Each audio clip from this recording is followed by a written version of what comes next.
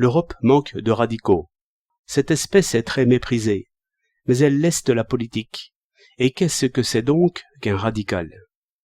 C'est premièrement un incrédule au deuxième degré. J'entends celui qui premièrement ne croit rien, et qui, de plus, est assuré que n'importe quelle croyance, même agréable, entraîne aussitôt toute l'injustice et tout le mal possible. Puissance d'en haut, puissance d'ici, toutes sont jugées comme puissance. Non, non, il n'y a point de miracle, ni de sauveur, ni d'arrangement, qui nous puisse garantir un an de paix. On ne peut se fier qu'à une quotidienne politique de défiance, de résistance, de surveillance, qui n'amuse personne. C'est que l'adversaire ne se lasse pas, et ne donne point de champ. Notre maître, même le plus doux, nous tient exactement le couteau sous la gorge.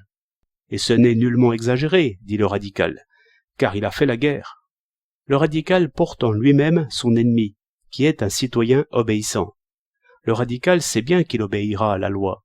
Il ne voit pas comment ce qui est bon pour les autres ne serait pas assez bon pour lui. Il veut être une unité indistincte dans la masse des infortunés exécutants. Première justice, humble justice, qui ouvre aussitôt la porte à toute l'injustice. Cela il le sait, il l'avait prévu, il l'a vu, il l'attend encore pour demain. Cette inertie exaspère les généreux des deux camps extrêmes. Si froidement servir la patrie, dit le colonel. Et l'autre, si lâchement trahir ses frères.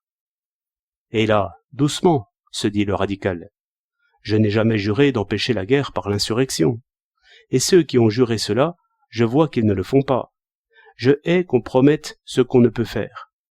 Attention ici, je n'ai aucune défiance à l'égard des ouvriers et paysans, ni aucune crainte.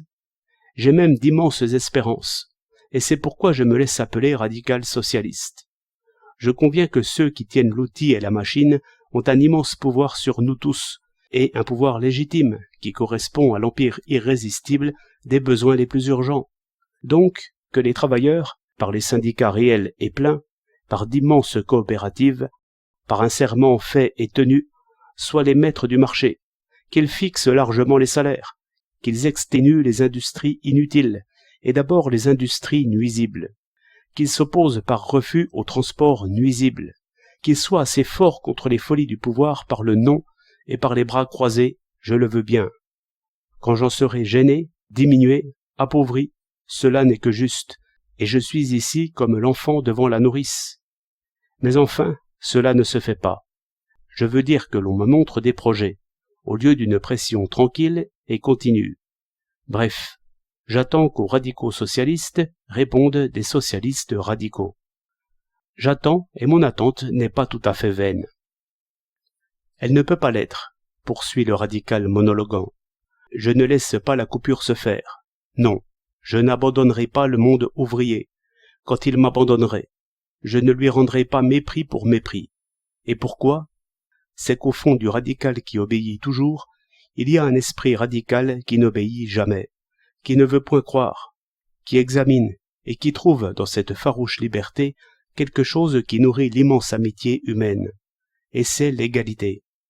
L'esprit d'égalité, c'est, d'un côté, la résistance, le refus d'acclamer, le jugement froid. De l'autre, c'est la confiance en l'homme, l'espoir dans une instruction et une culture égales pour tous, et l'horreur de tout régime où l'homme serait moyen et instrument pour l'homme. Philosophie courte, mais ferme, je dirais même impitoyable, et cela fait un parti modéré et redoutable.